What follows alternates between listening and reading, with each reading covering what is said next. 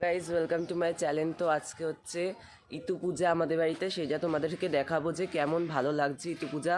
আর আজকে আমাদের হচ্ছে ইতু পূজাটা আমি কীভাবে কেমনভাবে করা হয় সেটাই তোমাদেরকে দেখাবো আজকে। তো আমার সঙ্গে সঙ্গে পুরো ব্লগটাকে দেখতে হবে। আমাদের দেখিয়ে দিই, প্রথম ওয়েলকামের জন্য আলপনা করা হয়েছে এখানে যারা যারা প্রসাদ খেতে আসবে।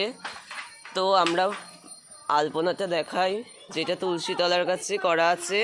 তো দেখো, এটা নিজে আমি এঁকেছি। তো আমি আলপনা দিতে খুবই ভালোবাসি। এখানে সবার বাড়ির ঘটগুলো ধুয়ে সিঁদুর লাগানো আছে দেখো। আর এখানে ফলমল আছে, আর হচ্ছে গাঁদা ফুল, তারপরে দুবলো আর আমের পল্ল রয়েছে, এদিকেও ফুল রয়েছে, এই যে নল। দেখো সব কিছু গোছানো হচ্ছে। মেন প্রসাদ যেটাকে নেওয়া হয়, এটাকেও পাটালি গুড়ি গুড়ি করা আছে। তো আমার দিদি হচ্ছে রান্না করছে দেখো, দৈল প্রসাদ। তো এটা সাদা হচ্ছে, গুড় দেওয়া হবে, উনুনে রান্না করা হচ্ছে।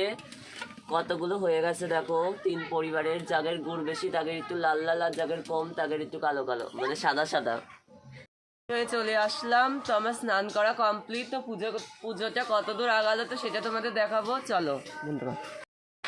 দেখো গাইস, আমাদের সব আয়োজন করা হয়ে গেছে।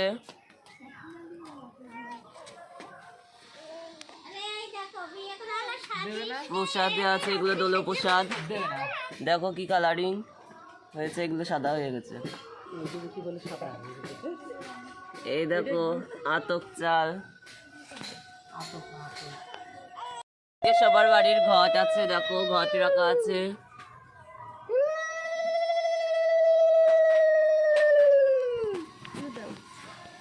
আমার দাদা পাঁচালি পড়া শুরু করে দিয়েছে। অবন্তী নগরে বহু ক্লেশে গত দিন কাটে ভিক্ষা করে, গৃহে বিদুষী রমণী দুইটি দুহিতা, ভিক্ষা বৃত্তি ভিন্ন তার কি উপায় কোথা। একদা ব্রাহ্মণ হেরে প্রতিবেশী ঘরে, মহল্লাসে সবে বসি পিষ্টকাদি করে, হইল বাসনা তার পিষ্টক ভক্ষণে, দুঃখ কষ্টে ভুলে গেছে নাই সাধ মনে। পত্নীরে ডাকিয়া বলি পিঠে আজ কর, ভিক্ষায় যাইয়া আমি করিব তা জ্বর। ব্রাহ্মণ সংগ্রহ করে পৃষ্ঠকে যা লাগে, গুড় তৈল যাহা কিছু আনে ভাগে ভাগে। ব্রাহ্মণী পরে থাক 2 জনে এগহন বনে, নিজ উড়ু হতে শির ভূমেতে রাখিয়ে, পলাইল সেটা হতে ত্যাজি 2 মেয়ে। কিছু পরে জাগে তার গভীর রজনী, চারিদিকে ব্রাগ্রাদির কি বিকট ধ্বনি, ভয়ে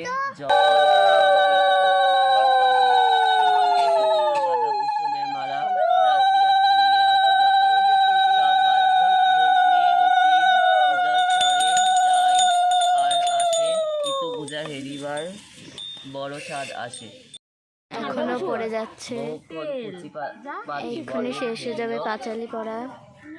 কোনো মতে কন্যাদান বরের করিল, ব্রাহ্মণের অনুমোচিত এই আচরণে সোনার সংসার তার ভাসিল তুফানে।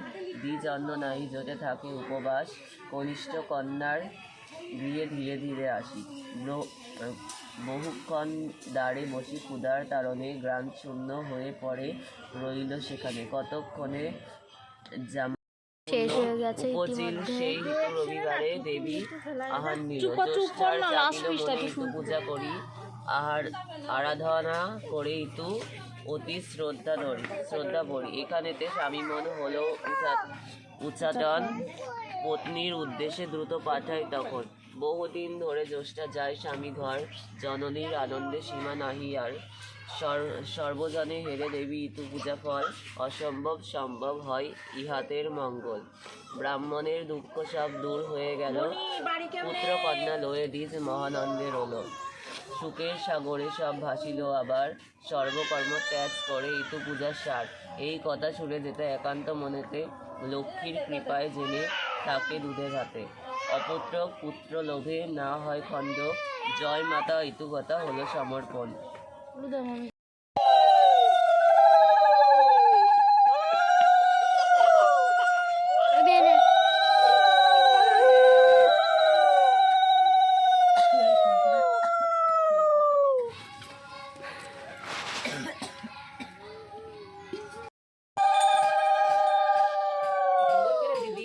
দাদা পুজো করে রে